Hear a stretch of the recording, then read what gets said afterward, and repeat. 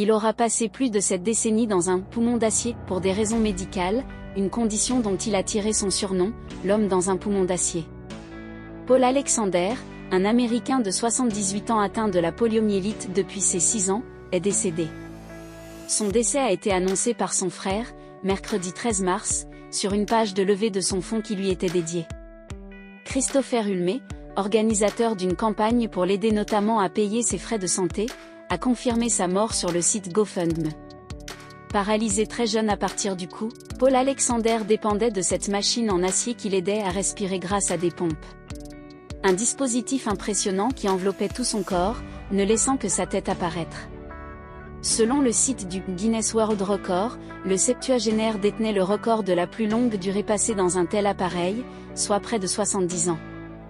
Il avait également appris à respirer durant des périodes prolongées en dehors de la machine, en contractant les muscles de sa gorge pour forcer l'air à pénétrer dans ses poumons, explique le site du Guinness. Malgré sa situation, Paul Alexander avait réussi à étudier le droit, et une fois son diplôme obtenu, à faire carrière dans ce domaine en tant qu'avocat. Il avait aussi publié une autobiographie parue en 2020. C'était l'été 1952, une année horribile de polio au Texas. En juillet de la même année, Paul Alexander avait 6 ans et il ne savait pas à l'époque qu'il finirait par passer des décennies à vivre dans un poumon d'acier. Il vivait dans une banlieue tranquille de Dallas, au Texas, un enfant comme beaucoup d'autres. Profitant du temps pluvieux, inhabituel, au Texas, Paul et son frère aîné jouaient sous la pluie. Couverts de boue, les enfants ne rentraient à la maison que lorsque leur mère les appelait pour le dîner. Paul ferma la porte moustiquaire derrière lui alors qu'il se dirigeait vers la cuisine. La fièvre lui réchauffait le visage et lui faisait rougir les joues, même s'il n'y prêtait pas beaucoup d'attention. C'est à ce moment-là qu'il a commencé à se rendre compte qu'il se sentait malade, douleur au cou, fatigue et douleur profonde dans les muscles. C'est à ce moment-là que sa mère l'a su. Quand maman a vu mon visage, elle a su, dit maintenant Paul. Je ne sais pas comment. La polio a frappé principalement pendant l'été. Cela ressemblait à une grippe ordinaire, jusqu'à ce que ce ne soit plus le cas.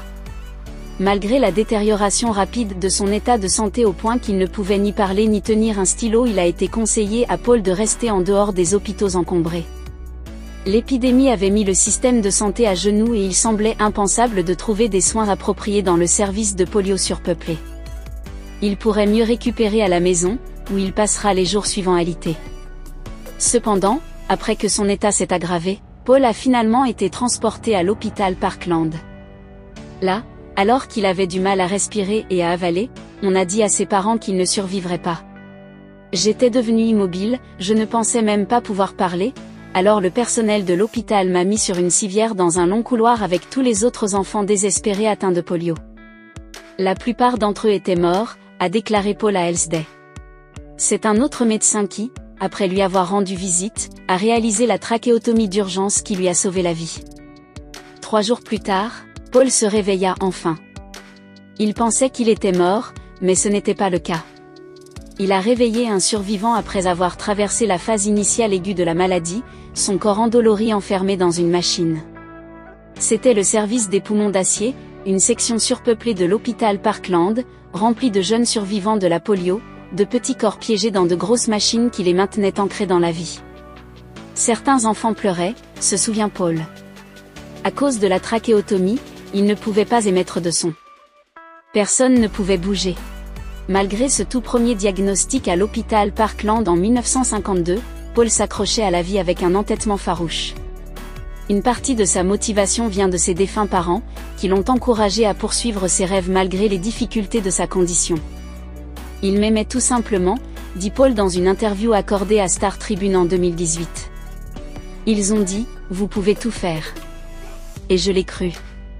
Le poumon d'acier de Paul, autrefois élément essentiel de la technologie médicale, est plus qu'un record du monde ou une machine obsolète, c'est un symbole de volonté. J'ai toujours été une personne curieuse, avait déclaré Paul aux caméras de Gizmodo l'année dernière. Mes parents m'ont appris à utiliser mon énergie et mon intelligence pour être productif. Merci d'avoir regardé la vidéo jusqu'à la fin, et n'hésitez pas à nous donner vos différentes opinions dans les commentaires concernant cette histoire. Nous vous disons à très bientôt.